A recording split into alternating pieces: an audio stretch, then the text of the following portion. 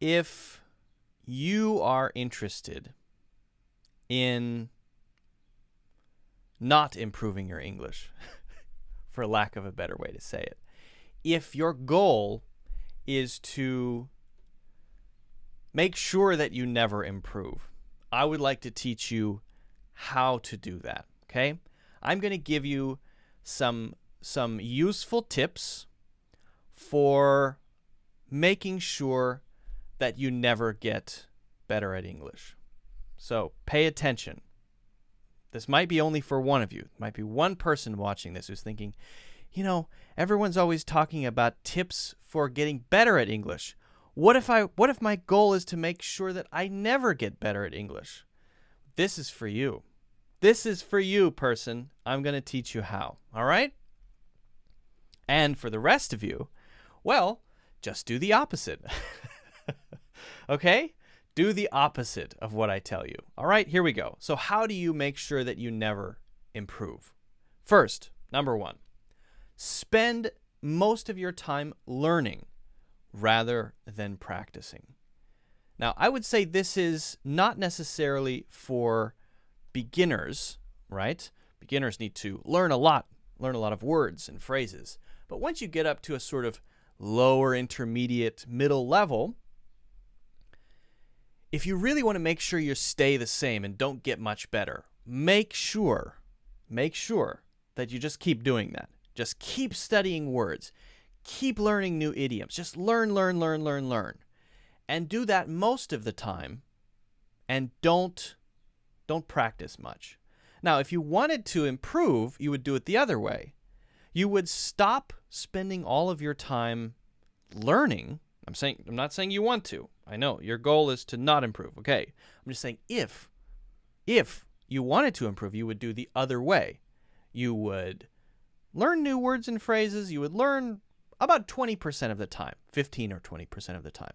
And then 80% of your time you would spend doing writing exercises or keeping a diary. You would practice filming yourself, making little videos. You would practice speaking exercises. You would have a language partner that you can practice with. You would spend your time working on the language, working on using the language. That would help you get better. That would help you actually improve. Now, don't do that. What you should do, if you don't want to improve, is just keep studying. I know, because it feels really, really comfortable, right? Just keep learning. Word lists, vocabulary lists, idioms lists. Yes, learning. Input. Yes, it feels good. It's easy. I can do it by myself, and after I do it for a whole day, I feel really good. Most people do that. So keep doing that. That is excellent. Also, if you don't want to improve, you want to make sure you don't improve, focus on the why rather than the how. The why rather than the how. Now, what does that mean? If someone gives you a new word or phrase, or you see it in a movie, right? Don't worry about how to use it. Focus on why it means that. Why is this word this word? Why? Why is it said this way instead of the way that it's said in my language? I must know the reason why. Okay, if you don't want to improve, that's what you should do. Because if you know why, well, then that would be interesting. Now, if you asked a native English speaker why, most of them will say, I don't know why. I have no idea why it's that way. It's just that way. Right? But no, if you don't want to improve, I want you to focus on the differences. It should be this way, but it's not. And I need to know the reason. I need to know the historical origin of this idiom. I need to understand why this grammar changed in the past from this to that, whatever it is. Okay? Now, if you wanted to improve, you would do it the other way. If you wanted to really improve, you would just kind of relax and say, all right, well, it's a different language, and every language requires a different way of thinking, right? The verbs are in a different order in German than they are in English, and in Japanese, too. You have to think about levels of formality. That's very important for different situations. If if you really wanted to improve, instead of focusing on, well, yeah, but why is it that way? You might just say, hey, well, it is that way. Why don't I just pretend like I'm a sponge and absorb it like a baby would learn a language, right? Babies learn languages quickly because they're like sponges. They just absorb it. But your goal is to make sure you don't improve. So don't do that. Don't be a sponge. Don't relax and just say, okay, that's how people say it. I'll say it that way. Don't do that. Make sure you always ask 1,000 questions to make sure that you understand why, so that you can do a presentation on all the whys and none of the hows. Next one, try to be ready before you do something really hard. Always make sure you're completely ready, even if it takes you months. So, for example, if you have been thinking about taking classes with a native English-speaking teacher, some people want to take one-to-one classes, you say to yourself, okay, that's my goal. I'm going to take classes one-to-one, but I don't want that teacher to think I'm stupid. No. I want them to, when they see me in class, say, oh, what a smart person this student is. I'm very impressed by this student. I don't want to look silly in front of them, so let me spend 8 months getting ready, learning a lot, maybe doing some practice, because there's a really hard thing coming up. Classes one-to-one with a native English-speaking teacher, because I don't want them to judge me. So I'm going to get ready. And my 8 months are over.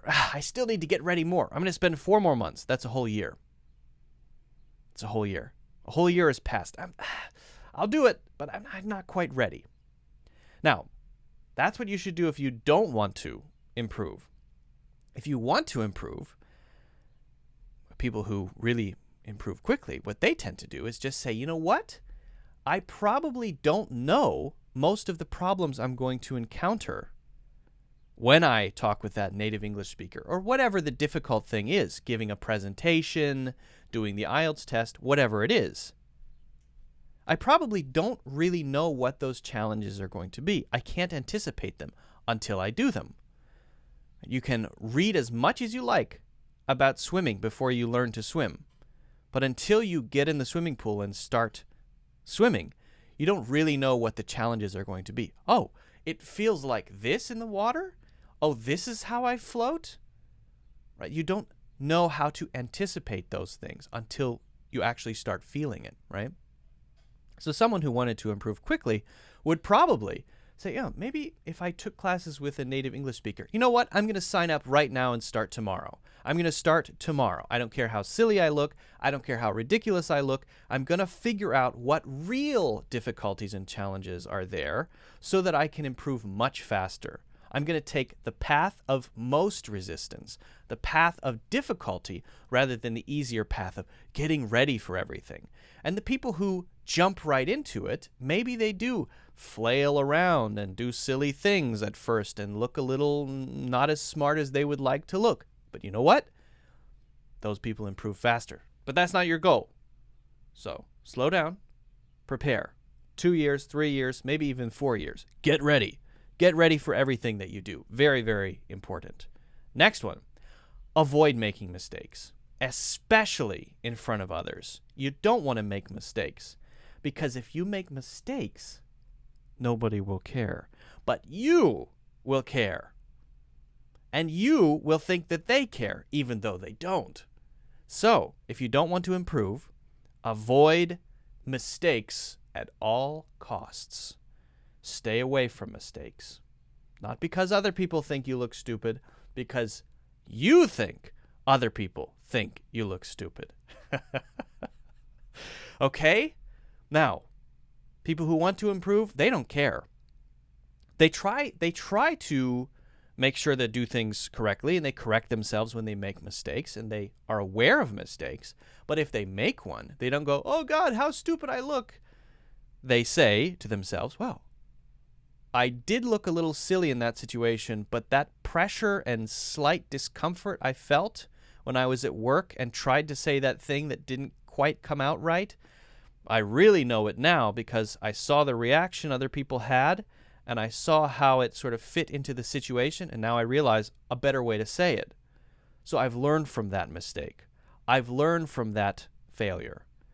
So people who really want to improve, they jump into the swimming pool, they fail fast, they fail hard, they fail as often as possible, while being aware of their mistakes, while trying to always correct mistakes. They're not afraid of failure. Those people improve very quickly. But that's not you. You don't want to improve quickly. You want to make sure that you don't.